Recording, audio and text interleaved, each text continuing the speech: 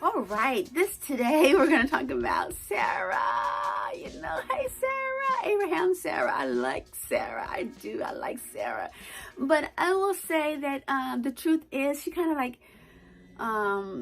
sidestepped a little bit, you know what I mean? And let her emotions get the best of her. But I want to say this before I go into that. What I love about Sarah, and I love this whole thing, is that when the Lord finally came to Abraham and said, okay, by next year, you're going to have a child. And she laughed. I find that so funny because you know what? I probably would have laughed too.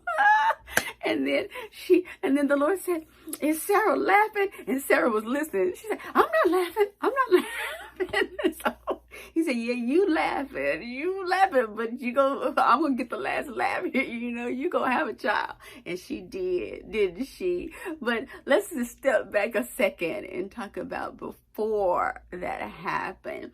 She was in a state of wanting again. Now, wanting, I don't know, people don't talk about wanting, but wanting is not good.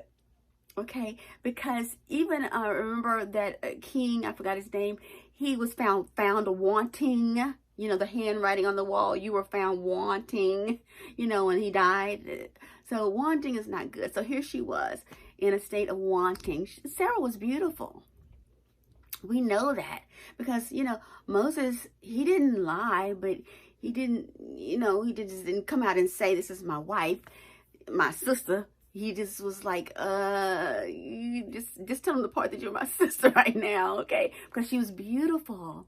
Okay, so she was beautiful. Men wanted her. Abraham loved her. She did what was right. She went with them, from the land where they were, and everything was really good. But she was not bearing any children. Here she was wanting. I want a child. I want a child. I want a child. This is a theme in the Bible. Have you noticed that? Eve, I want a child. Rachel, I want a child. Sarah, I want a child. Okay. I want a child. And so anyway, we know what she did. She said, well, I'm not going to be able to bear one. I'm like getting on up in age.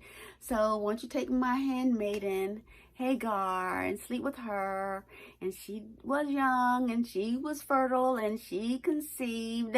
And Hagar was like, look at me. I'm somebody. You ain't nobody. You ain't got no child. I got a son. Nah.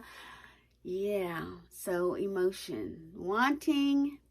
And then a little bit, what was the word? Furious. She was like, get rid of that girl now. Okay, and Abraham obeyed because God said, okay, do what she says. Don't worry, I got you.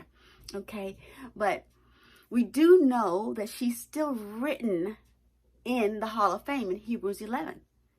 And it says, and I had it up, but I don't have it up, but in paraphrase, that Sarah conceived a child in her old age. And you go, but didn't she laugh and didn't she do all that? But she obviously turned that thing around.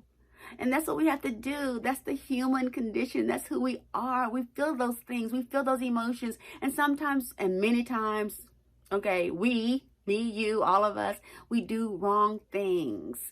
Or things, they might not be sins, but they just might be wrong things to do right now. Instead of wait on the Lord. Wait. So anyway, she turned that thing around because she's written that she is Sarah, a woman of faith.